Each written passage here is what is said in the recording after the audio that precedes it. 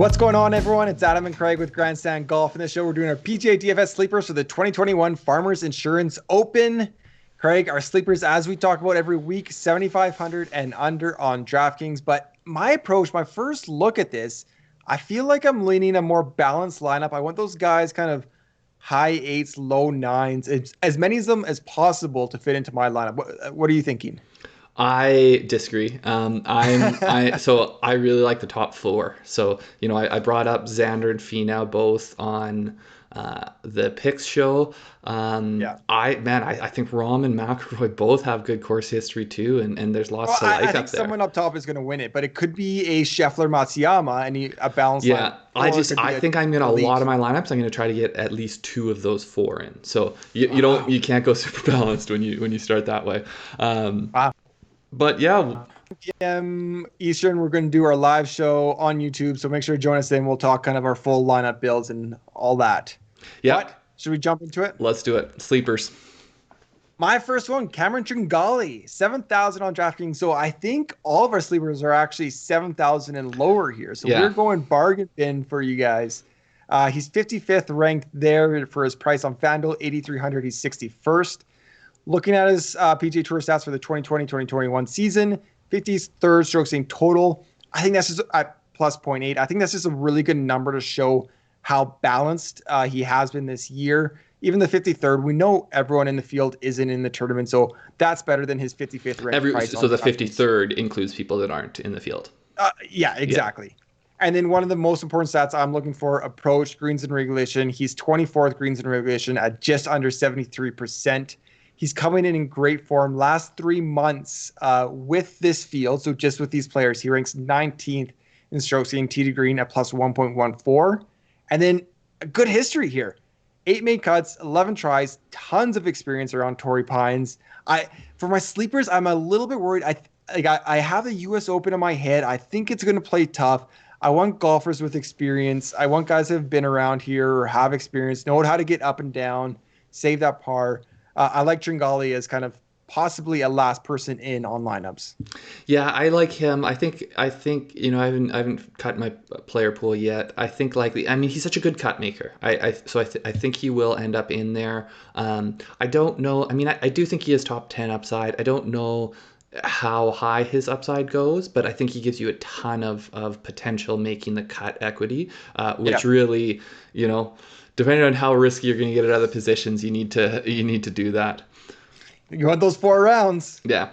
My first one here, he is probably one of my safer ones. He also is 7,000 on DraftKings. John Ha.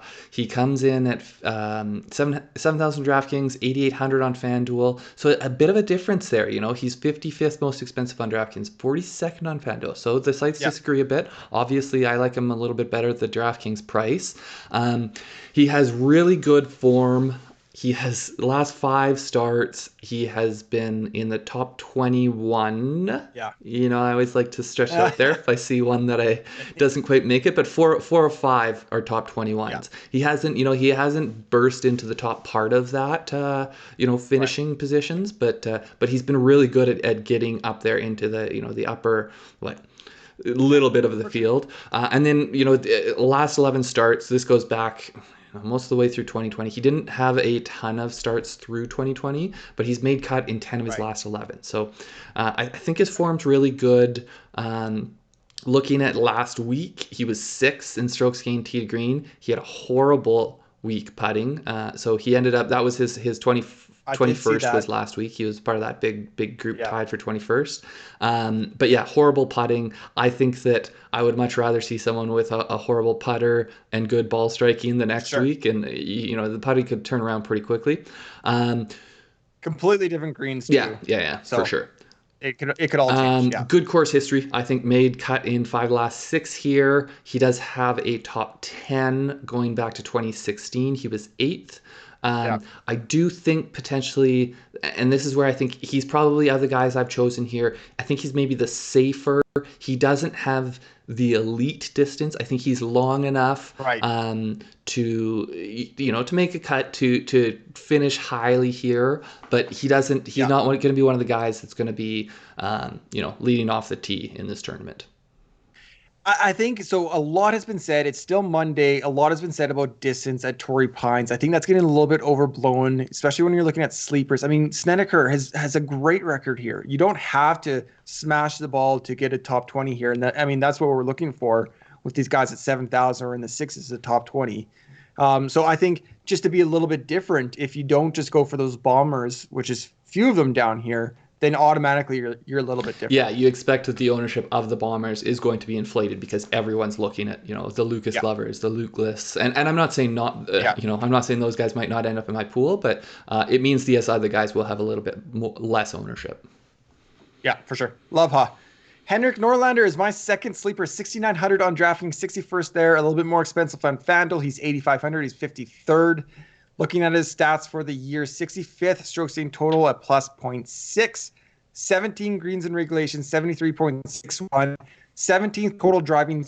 So pick show yet, go check that out.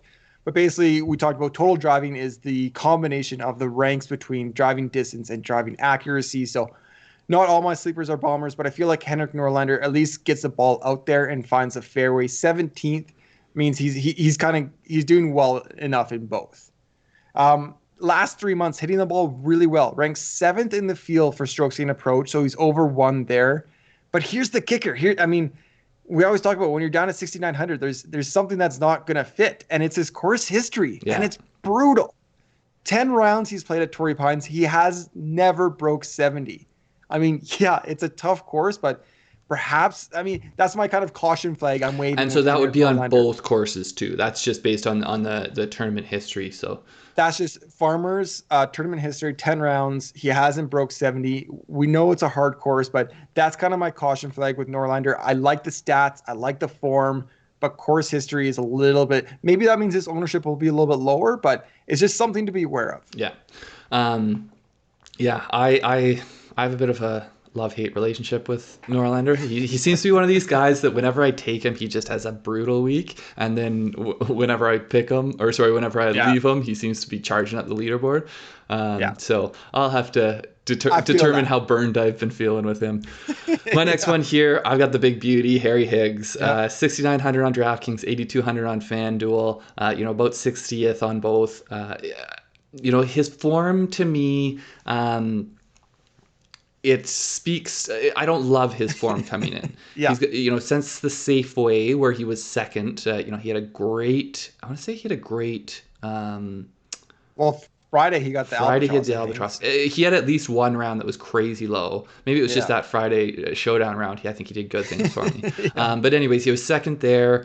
He's got no top 20 since then. He's made 4 of the last 7 cuts. At first I thought it was 5 and 9, but then I noticed that CJ and Zozo were in there. If those had been cut tournaments, like one of them, he did finish high enough that he would have made a cut there. But so a little bit erratic, I guess I would say. For sure. Yeah. He does have a single start here. He tied for 9th at the farm, here last year. Love to see that. Yeah.